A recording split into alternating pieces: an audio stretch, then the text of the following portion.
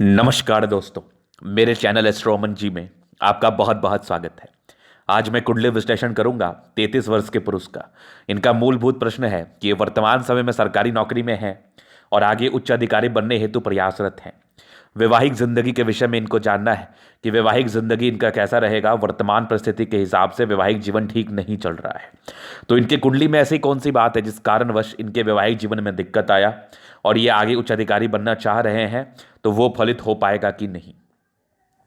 और आगे इनके धन के कंडीशंस को जानना है इनके कुंडली के हिसाब से, और आगे की जिंदगी को जानना है, पारिवारिक जिंदगी को, वैवाहिक जिंदगी को जानना है। तो आप बिल्कुल भी चिंता ना करें, आपकी कुंडली का हम अध्ययन करेंगे और एक एक करके चीज़ों को गहराई पूर्वक बताने का और समझाने का प्रयास करेंगे। ये वीडियो उन सभी जातकों के लिए महत्वपूर्ण है जो अपनी कुंडली को देख के ये बात को समझना चाहते हैं कि उनको क्या कुछ चीज़ों पर ध्यान रखना है और कैसे ध्यान रखना और कुंडली को कैसे देखा जाए। आज की वीडियो से सीखने का आपको मौका मिलेगा, तो वीडियो बहुत महत्वपूर्ण है। सबसे पहले हम देखते हैं किस लगन की कुंडली है। ये देखना बहुत जरूरी होता है किसी भी कुंडली का जब भी आप अध्ययन करो। तो यहाँ 6 लिखा हुआ है। 6 का अर्थ होता है कन्या। कन्या राशि, कन्या लगन की ये कुंडली है। शुक्र का 6 का अर्थ होता है कन्या राशि, और लगन से हम लगन को देखते हैं, लग्नेश को देखते हैं, लगन को देखते हैं। तो ये इनका कन्या लगन का कुंडली है। इस कुंडली में गुरु वक्री है। वक्री का अर्थ होता है रेट्रोग्रेड, उसका इंग्लिश में नाम होता है 3 गुना ज़्यादा फल देना। अगर वो योग कारक हुआ तो अच्छा फल देना, अगर वो मारक हुआ तो खराब फल देना। कुंडली में 2 प्रकार के ग्रह होते हैं किसी भी कुंडली में, एक योग कारक, एक मारक। जो आपके लिए शुभ फलदायी है उसको हम योग कारक कहते हैं, जो आपके लिए अशुभ फलदायी उसको हम मारक कहते हैं। तो यहाँ पर से गुरु वक्री है, तो अगर यह योग कारक होगा 3 गुना ज़्यादा अच्छा फल देगा, अगर यह मारक होगा तो 3 गुना ज़्यादा खराब फल देगा। कुंडली में उसके बाद शनि की स्थिति अस्त की है। अस्त का अर्थ है कि सूर्य से क्लोज कंजंक्शन में कोई भी ग्रह बैठ जाए तो वह अस्त का हो जाता है। सूर्य के कंपैरिजन में हिडन रूप से उसके फल आ रहे होते हैं। मुझे इस बात का परिचय कराना जरूरी था जो मैंने करा दिया। इनके कुंडली में मंगल दोष है। राशि इनकी सिंह है। इस कुंडली के हिसाब से मंगल दोष क्यों है? अगर मंगल लगन में रहे, सप्तम में रहे और अष्टम में रहे, द्वादश में रहे, तो ये कहीं ना कहीं मंगल दोष को बताता है। तो खैर वो तो हम आगे विचार करेंगे कि मंगल योग कारक है अथवा मारक है, ये दोष बनाया योग बनाया। तो ये तो पहल हो गया। अब इसके बाद ना आप ये देख पा रहे होंगे कि सूर्य के सामने लिखा हुआ 13 डिग्री या 13 अंश, चंद्रमा 17 डिग्री या 17 अंश। इसका अर्थ क्या होता है? ये होता है ग्रहों के बल को देखने का प्रक्रिया। आप अपने प्लैनेट्स के बल को देख सकते हैं इस डिग्री के हिसाब से। 10 से 20 डिग्री के बीच का ग्रह युवा अवस्था में होता है, ये आपके लिए 100% फलदायी होता है। जैसे सूर्य 13 डिग्री पर है 100% फल देगा, चंद्रमा 17 डिग्री पर 100% देगा, मंगल 24 डिग्री पर है तो लगभग 80% देगा, बुध 28 डिग्री पर है तो ये 30 से 20% के राउंड देगा, गुरु 3 डिग्री पर है तो ये भी लगभग 15% के राउंड फल देगा, शुक्र 20 डिग्री पर ये 100%, शनि 11 डिग्री पर ये भी 100%। तो मैक्सिमम प्लैनेट्स इनके 100% फल देने के काबिल है। और ये कोई ज़रूरी नहीं है कि अगर आपके ग्रह 100% फल नहीं देंगे तो आप अमीर नहीं बन पाएंगे, लेकिन अगर योग कारक ग्रह 100% फल दे तो ज़्यादा महत्व रखता है। याद रखना इस बात को। अभी मेन डिस्कशन मेरा होगा कि कौन सा प्लैनेट कहाँ बैठा है, उसके बाद इसके रिगार्डिंग क्या कुछ फल दे रहा है, फिर इनके क्वेश्चंस पर भी हम सुनेंगे और चलेंगे और कहीं ना कहीं बताने का और समझाने का प्रयास करेंगे। तो सूर्य कहाँ बैठा है? सूर्य का यहाँ 9 लिखा हुआ है तो ये धनु राशि है। सूर्य मित्र राशि में, मित्र के घर में, 12वें घर का स्वामी चौथे में बैठा है। ये द्वादश भाव होता है। इसका स्वामी खर्च के हाउस का स्वामी चतुर्थ भाव में जाके बैठ जाए तो जातक के पैसे खर्च होते हैं। जातक के पैसे खर्च होते हैं, लेकिन सूर्य का कंडीशन हम अच्छा मानेंगे इस अवस्था में। अगर आपके पास पैसे आ रहे हैं तभी तो आप खर्च कर रहे हैं, लेकिन सेविंग्स में थोड़ी दिक्कत हो सकती है। क्योंकि सूर्य 10वें भाव को देख रहा है तो ये कैरियर का हाउस होता है, तो उच्च स्तरीय सफलता की तरफ ये इशारा जरूर करा रहा है। ऐसे व्यक्ति अगर प्रयास करें तो उच्च सफलता को प्राप्त भी कर लेते हैं। अभी थोड़ा मैं आगे देख रहा हूं। चंद्रमा कहाँ बैठा है वो देख लो आप। चंद्रमा इनका बैठा है यहाँ द्वादश भाव में। चंद्रमा इनका 5 लिखा हुआ है, सिंह राशि में है, मित्र के घर में, 11वें घर का स्वामी है और 12वें घर में बैठा है। चंद्रमा खराब कंडीशन में है। 11वां घर लाभ भाव का स्वामी अगर द्वादश भाव में जाके बैठ जाए तो जातक के एक्सपेंसेस को दिखाता है, जातक को एक्सपेंस कराता है। जातक कहीं ना कहीं खर्चीले प्रवृत्ति के होते हैं। अगर रूल बुक के हिसाब से चलूं तो ये एक गड़बड़ है, लेकिन अगर अपने कंसेप्ट की बात कर लूं, लॉजिकल चीज़ की बात कर लूं, तो ये चंद्रमा बढ़िया है। लाभ भाव का स्वामी द्वादश भाव में जाकर बैठा है, समझना मेरी बात। तो ये एक गड़बड़ अवस्था है। लाभेश अगर द्वादशेश द्वादश भाव में जाके बैठ जाए तो जातक कमाई से ज़्यादा खर्च करते हैं, कंसेप्ट ये है। लेकिन इनकी कमाई ही कम होती है, अर्थ ये है इसकी कमाई ही कम होती है। लेकिन अगर मैं एक चीज़ को देखूं तो ये द्वादश भाव होता है नेगेटिव हाउस। ये त्रिक हाउस है, नेगेटिव है। चंद्रमा इनका प्रॉपर नेगेटिव हाउस में बैठा है। ये चंद्रमा भी हम नेगेटिव मानेंगे और ये भी नेगेटिव है, केतु भी नेगेटिव मानेंगे। तो चाहे 3 नेगेटिव हो या 3 पॉजिटिव हो, कहीं ना कहीं वो पॉजिटिव का ही फल देता है। मैथमेटिक्स तो आप सभी ने पढ़ा होगा। तो यहां पर से ना चंद्रमा इनके लिए शुभ फलदायी हो जाएगा।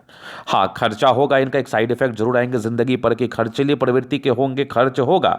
लेकिन ये केतु के द्वारा एक दोष बनता है, चंद्रमा केतु के साथ बैठे, राहु के साथ बैठे, तो एक दोष का निर्माण होता है। तो ये दोष इनका फलित नहीं हो पाएगा और चंद्रमा इनके लिए शुभ फलदायी हो जाएगा।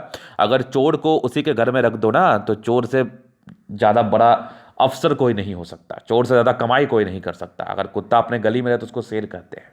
तो वही वाली बात है। तो ये कंसेप्ट की बात में चंद्रमा इनका फलदायी है, इसीलिए घर से दूर की इनकी उन्नति हुई, सरकारी नौकरी मिली और आज बढ़िया पैसा कमा रहे हैं। अगर चंद्रमा सच में खराब होता तो ये पैसा नहीं कमा पाते। अभी विचार करेंगे मंगल पर। तो मंगल 12 लिखा हुआ है, मीन राशि में है। मंगल मित्र के घर में 8वें तीसरे घर का स्वामी, ये मंगल है इनका घर पर। ये डेफिनेटली इनको मंगल दोष बनाया है। ये मंगल डेफिनेटली मंगल दोष बनाया है। ये उच्च क्वालिटी के मंगला है। और अगर मंगल यहां पर योग कारक होता तो ये कहीं ना कहीं सुफलदायी था। मंगल मारक स्थान का स्वामी है। तीसरा और 8वां ये कहीं ना कहीं त्रिक स्थान में काउंट होता है इसका। और 8वां आपकी आयु कारक स्थान है, तीसरा कर्म का हाउस है। और ये जाके बैठ गया सप्तम भाव में, तो सप्तम भाव को प्रभावित करेगा। सप्तम भाव होता है पत्नी कारक स्थान। और सप्तम भाव में अगर कोई ग्रह मंगल दोष बनाए मारक स्थान का स्वामी होकर, तो विवाह नहीं चलता है। विवाह नहीं चलता है, वैवाहिक जीवन में प्रॉब्लम्स आता है। और ये प्रॉब्लम्स 100% 32वें वर्ष की आयु तक आ जाता है। 100%। 35 वर्ष के बाद अगर ये विवाह करे तो कहीं ना कहीं फलित होता है, लेकिन उपाय करके। तो ये उच्च क्वालिटी के मंगला है। और दोष वाला मंगल, मंगल जो है ना इनका अच्छा नहीं है। मारक स्थान का स्वामी होकर मंगल सप्तम भाव में बैठा है, तो कहीं ना कहीं आयु लंबा कर देगा, आपको कहीं ना कहीं तरक्की दिला देगा जिंदगी पर। आयु जब लंबी है तो स्वस्थ भी रहेगा, ऐसा कोई दिक्कत नहीं है। इस सबसे इसका पॉजिटिव इंपैक्ट है, जो कि ये सप्तम भाव अब में बैठा है, केंद्र त्रिकोण केंद्र के हाउस में बैठा है। लेकिन ये वैवाहिक जीवन में ना बहुत तकलीफ दे देता है, ये एक्सट्रीम तकलीफ दे देता है। तो वो तकलीफ इनको देखने को मिल रहा है और वो मंगल इनका बता भी रहा था। आई मैं बुध पर विचार करता हूँ। बुध 9 लिखा हुआ है। तो ये बुध धनु राशि में है, दसम और पहले घर का स्वामी है और ये चौथे घर में बैठा है। तो सूर्य बुध आपके अच्छे कंडीशंस में है। बस बुध के लिए आपको उपाय करने की आवश्यकता है। एक पन्ना रत्न की आपको आवश्यकता है। पन्ना रत्न पहनने के बाद आपकी जिंदगी में गजब की तरक्की आपको देखने को मिलेगी। चूंकि बुध 28 डिग्री पर बैठा है ना, बलहीन है, जितना ये फल देना चाहिए उतना नहीं दे पा रहा है। तो इसी वजह से बुध का रत्न आपको बहुत जरूरी है। पन्ना रत्न की आपको आवश्यकता है। पन्ना रत्न पहनने के बाद ना जिंदगी पर बहुत ज्यादा चेंज, आपका जीवन रत्न भी है, आपकी सारी ही नाकामयाबी को यह पन्ना कामयाबी में बदल देगा और आप जिंदगी पर आगे बढ़ जाएंगे और आपको उच्च अधिकारी बनने के योग हैं। क्योंकि सन बुध का बुधादित्य योग बन के ये दसम भाव कैरियर के स्थान को देख रहा है। तो ऐसे व्यक्ति जिंदगी में तरक्की अवश्य करते हैं, बहुत बड़े मुकाम पर जाते हैं। बृहस्पति और विचार करूंगा। तो बृहस्पति इनकी कहाँ बैठा है, दूसरा धनु राशि में है, सॉरी वृषभ राशि में, दूसरा वृषभ हो गया। और ये शत्रु राशि में, चौथे 7वें घर का स्वामी 90 में है। अगर जुपिटर पर एक कंडीशन पर मैं बात कर लूँ तो जुपिटर इनका है कितना डिग्री वाइज, 3 डिग्री। जुपिटर इनका डिग्री वाइज कमजोर है, लेकिन जुपिटर इनका मारक नहीं है, जुपिटर इनका गड़बड़ नहीं है। भाग्य स्थान में बैठा है चौथे, तो भाग्य से इनको गाड़ी मकान वाहन सब मिलेगा। और मंगल दोष की वजह से इनकी जिंदगी में प्रॉब्लम आया था, वैवाहिक जीवन है, जुपिटर का कोई रोल था ही नहीं इनके वैवाहिक जीवन हेतु। किसी ने इनको बता दिया कि जुपिटर के कारण ऐसी समस्या आई है, लेकिन नहीं, जुपिटर डिग्री वाइज आपका कमजोर जरूर है। और डिग्री वाइज कमजोर है तो हाथ में भी कमजोर दिखेगा। एक इंपैक्ट जुपिटर का आपके वैवाहिक जीवन पर पड़ेगा, लेकिन जो मूल समस्या आपके वैवाहिक जीवन में आया होगा वो आपके मंगल के द्वारा आया होगा। और जुपिटर चूंकि सप्तम भाव का भी स्वामी है और जाके 90 भाव में बैठा है, तो दूसरी शादी, मंगल चूंकि एक शादी में गड़बड़ी तो कर देगा 35 साल तक, दूसरी शादी में बृहस्पति का कुछ उपाय करने के बाद, जो कि आप अब घरेलू करेंगे, आपको अब रत्न नहीं पहनना है इसके लिए, घरेलू में बृहस्पति देव की आराधना करें, जुपिटर बृहस्पति देव की कथा करे, व्रत कथा करे, व्रत करे, ये आपके लिए ज्यादा फायदेमंद रहेगा। एक हल्दी बांध ले अपने हाथ पर, वो ज्यादा बेनिफिशियल आपके लिए रहेगा। वो तो मैं इनको पर्सनली भी बता दूंगा। तो ये जुपिटर जो है ना, इनके वैवाहिक जीवन को बढ़ाने हेतु 35 वर्ष की आयु के बाद ज्यादा सक्रिय माना जाएगा। तो ये जुपिटर का फल था। अभी मैं बात करता हूं शुक्र पर। तो शुक्र इनका बैठा है तीसरे में, ये वृश्चिक राशि में 8 वृश्चिक होता है, शुक्र दम में दूसरे घर का स्वामी तीसरे में, तो कर्म से बढ़िया पैसा कमाएंगे। शुक्र चूंकि कर्म के हाउस में जाके बैठा है और भाग्य स्थान का स्वामी होकर, तो ये विशेष गड़बड़ अवस्था नहीं माना जाएगा। और धन भाव का भी स्वामी है, तो पैसा जिंदगी पर आएगा। लग्जरी के पीछे आप ज्यादा खर्च करने वाले व्यक्ति हैं, ज्यादा खर्च करेंगे। आइए मैं शनि पर विचार करूंगा। शनि समांतर राशि में पंचम भाव छठे भाव का स्वामी होकर चौथे घर में बैठा है। शनि अगर अस्त का नहीं रहता तो आपको बहुत ज्यादा ये धन लाभ कराता। शनि अस्त का है, 11 डिग्री पर है, तो इसके अस्त के लिए बल को थोड़ा बढ़ाना पड़ेगा, अस्त को खत्म करने के लिए, फल पूरा लेने के लिए। तो शनि के हिसाब से एक नीलम और एक पन्ना, 2 रत्न की आपको आवश्यकता है। ये 2 रत्न के बाद आपकी जिंदगी में बहुत ज्यादा बदलाव आने वाला है, एक्सट्रीम बदलाव। मैं राहु केतु पर विचार कर लूं। छठे भाव का राहु हमेशा अच्छा फल देता है, नो डाउट, ये आपको धन लाभ ही कराएगा। केतु भी द्वादश भाव का आपको बढ़िया ही फल देता है, इसमें कोई बहुत नेगेटिव फल आपकी जिंदगी पर नहीं आते हैं। ये विचार करूंगा इनके महादशा पर। अभी इनकी महादशा चल रही है, हाँ, मंगल की इनकी महादशा चल रही है। मैं बता दूं इस विषय में क्या क्या फल आपकी जिंदगी पर आ सकता है। तो मंगल 2018 में आया आपका, एकदम साफ देख रहे हैं आप कि आपके जिंदगी पर प्रभावित जो किया है ना, ये मंगल ने किया। समझो मेरी बात, मैं आपको दिखाता हूं, एकदम प्रूव है, एकदम प्रूव है। अभी आपका जो है ना चंद्रमा चला 2018 के 5वें महीने के तक, इसमें आपको कोई समस्या नहीं होगी। चंद्रमा चूंकि आपका अच्छे कंडीशन में है, चूंकि आपके लिए शुभ फलदायी हो गया, मैंने आपको सब कंसेप्ट समझाया था। अभी मंगल मैंने खराब बताया कुंडली में। अब देखो मंगल जैसे आया 2018 के 5वें महीने के बाद, मतलब 2019 से आपका मंगल आया है और प्रॉब्लम्स 2018 के 5वें महीने के बाद शुरू हो गई होगी। प्रॉब्लम्स 2018 के 5वें महीने के बाद शुरू हो गई होगी और 19 तक चीज़ें एकदम, 19 के 10वें महीने तक चीज़ें एकदम बहुत विपरीत हो गई होंगी, क्योंकि मंगल में राहु भी गड़बड़ कर गया। अब मंगल में गुरु 2000, चूंकि गुरु आपका बहुत अशुभ फलदायी नहीं माना जाएगा, तो गुरु में थोड़ा सा स्टेबल रहा होगा 2020 के 10वें महीने तक, लेकिन ये भी कहीं ना कहीं मंगल का प्रभाव गुरु पर पड़ा होगा, तो ये भी गड़बड़ अवस्था में है। तो गुरु भी आपके लिए शुभ फलदायी नहीं हुआ होगा, मंगल आपको तकलीफ दे ही रहा होगा। मंगल में फिर शनि चलेगा, आपके कैरियर प्रोस्पेक्टस से ये बढ़िया है, लेकिन ये आपके वैवाहिक जीवन के लिए मंगल का पूरा महादशा गड़बड़ है, ये आपको तकलीफ देके जाएगा। तो आप देखो ना, नोटिस तो करो, 2018 के बाद समस्याएं शुरू हो गई होंगी, 2018 के बाद डेफिनेटली समस्याएं शुरू हो गई होंगी, और ये 2021 के 11वें महीने तक, अभी 2020 के 10वें महीने तक भी गड़बड़ था, 21 तक भी गड़बड़ माना जाएगा मंगल में।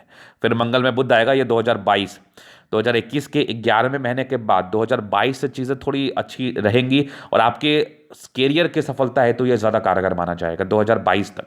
और मे भी 2022 तक कुछ आपके फेवर में डिसीजन होना चाहिए, जो भी आपके फेवर में डिसीजन हो। 2021 के 11वें महीने के बाद नवंबर के बाद चीज़ें बदलने के आसार हैं। 2022 में कुछ पॉजिटिव इंडिकेशंस के योग जरूर बने हैं। और फिर केतु आएगा, 2023 भी ठीक ठाक रहेगा, बहुत गड़बड़ भी नहीं। शुक्र भी ठीक रहेगा 2024 तक।